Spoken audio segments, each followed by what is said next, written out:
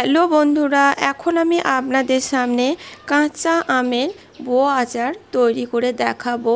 আর কাঁচা আমের বো আচার বানাবার জন্য দেখুন, 4টে আমি কাঁচা আম গাছ থেকে পেড়ে নিয়েছি। এবার প্রথমে আচারটা তৈরি করার জন্য আম 4টে ভালো করে ছিলে আম 4টে শিলপাটায় থেঁতো করে নেব। আমি কাঁচা আম 4টে শিলপাটায় থেঁতো করে নিয়েছি। দেখুন, ঠিক বো আচার তৈরি করার জন্য আমটা এভাবে থেঁতো করে টক রসটা আম থেকে বের করে নেবেন। এবার আমি আচারটা তৈরি করার জন্য কড়াইতে দিয়ে দিচ্ছি সর্ষের তেল।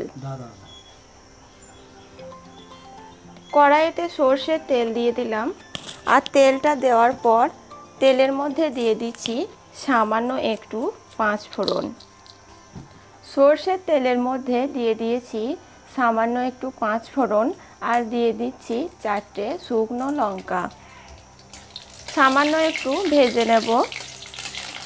দিয়ে এবার থেঁতো করা কাঁচা আমটা এই তেলের মধ্যে আমি দিয়ে দেব।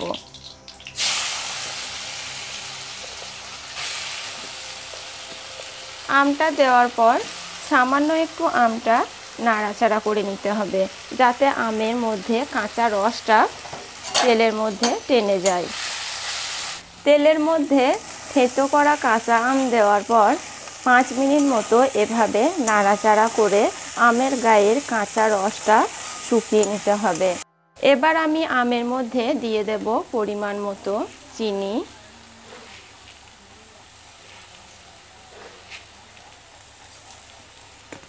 আর চিনিটা দেওয়ার পর আবারও নাড়াচাড়া করে নেব।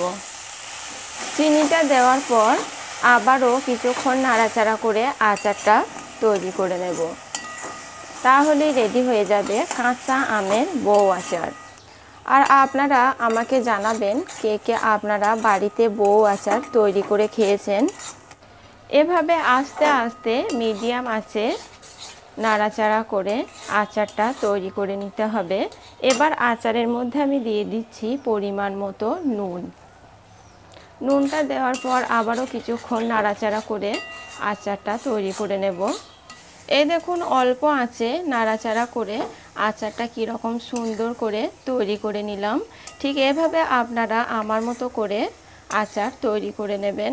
আর কেমন হয়েছে আমাকে কমেন্ট করে জানাবেন।